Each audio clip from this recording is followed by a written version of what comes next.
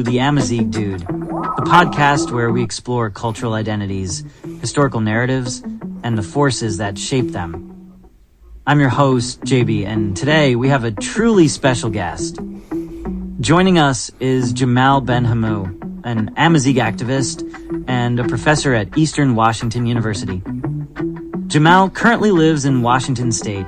Jamal is not only a passionate advocate for Amazigh identity, but also a creator of impactful content, including numerous videos that delve into the intricacies of Amazigh culture and history. In this episode, we'll unpack the profound cultural transformation of Morocco. This is a question a lot of Moroccans ask. Why do the Amazigh people live in the mountains? Unfortunately, a lot of Moroccans think that the Amazigh people live in the mountains and the Arabs live in the cities. And this is completely wrong. The Amazigh people are all over North Africa. The only difference is some Amazigh people move to the cities for better opportunities, to look for a job or to advance their situation. It does not mean that the people who live in the mountains are Amazigh and are a minority, and the ones who live in the cities are Arabs and a majority. As a matter of fact, if you go to these cities, a lot of these families basically over the years did not teach Amazigh to their kids. Basically, they only learned how to speak Darija for many reasons. A lot of them saw that Amazigh is not gonna do anything for you, it's not gonna help you, so they only learned Darija. So over the years, these people eventually and gradually started to think of themselves as Arabs. And I can give you an example. We moved from the Anti-Atlas Mountains to Mohammedia near Casablanca, and when my little sister was born, the first few years she really didn't speak Amazigh, but we kept going to the countryside and slowly she started learning Amazigh again. So there is a lot of people like that. Many of these people in the cities, they will tell you, I am not Amazigh, but my grandmother and my grandpa spoke Amazigh. What does that tell you? So it's really just a cultural transformation. So the people who remained in the countryside, obviously, and I still have a lot of family in the countryside, in the mountains, they basically did not want to leave. They basically, wanted to stay. That's pretty much it. Some people claim that the Amazigh people seek to divide Morocco or the countries they live in. What do you think of that? Unfortunately, in the Muslim world, and I'm saying the Muslim world because North Africa is a part of the Muslim world. Unfortunately, these people, every time you demand your rights, your God-given rights, you are suddenly accused of being a separatist, trying to create division, sometimes even being described as a Zionist, as a spy, as a foreign infiltrator. The fact is, the Amazigh people are just asking for rights. They are so tired of being marginalized. They are so tired of being, considered a minority. They are so tired of their achievement being credited to the Arabs. For example, in the World Cup, Morocco was winning games right and left, and most of the players only spoke Amazigh, but they were still labeled as Arabs. So this is really a problem. Why wouldn't you label them as Amazigh?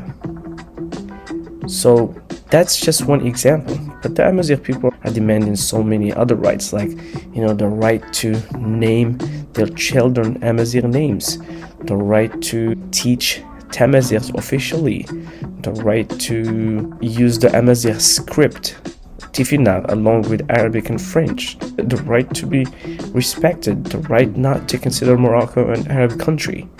Because what does that tell you when you consider Morocco an Arab country? You are basically isolating and marginalizing and excluding the Amazigh people who are the majority. So that's what the Amazigh people are seeking. The Amazigh people never want to see their countries divided. the Amazigh people understand that North Africa is relatively stable compared to the Middle East. So they don't want to see all those conflicts. But we know that conflict starts when you marginalize and oppress a group. Look at Iraq.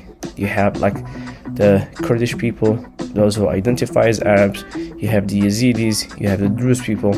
Look at Egypt, you have the Coptic people, and you have those who self-identify as Arabs. Look at Syrians, you have Maronites, you have the Christians, you have the Arabs, you have the Muslims.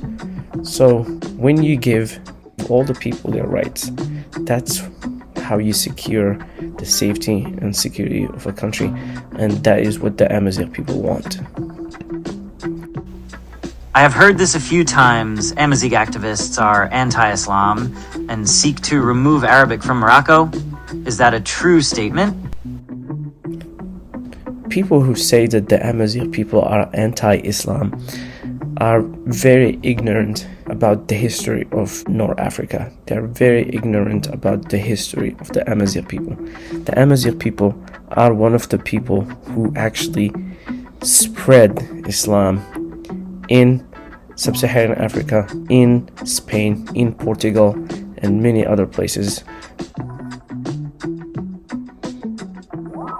They have always been traditional Muslims. When Islam was introduced to them, either by force or those who converted willingly, the Amazigh people have always been conservative. Even today, when you go to some of these villages in the Atlas Mountains, you still find mosques where they actually teach the Quran. They even teach Arabic. They teach you how to read and write. So to claim that the Amazigh people are anti-Islam is very ignorant. What the Amazigh people are against is to use Islam to oppress them. And there is a difference. There is a difference between being anti-Islam and using Islam to oppress the Amazigh culture. People who identify as Arabs and many Moroccans believe that Morocco is now advanced and better because Arabs came to North Africa, and without Arabs, Morocco would still be in the Dark Ages. Do you want to say something about that?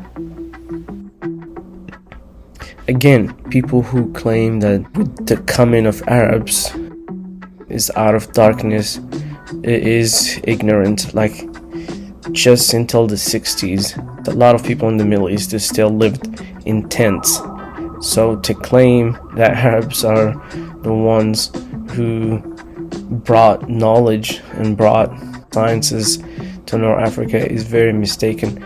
So let me ask you a simple question. The castles, the beautiful architecture, the schools, like the libraries that were built in North Africa, why weren't these schools built in the Middle East?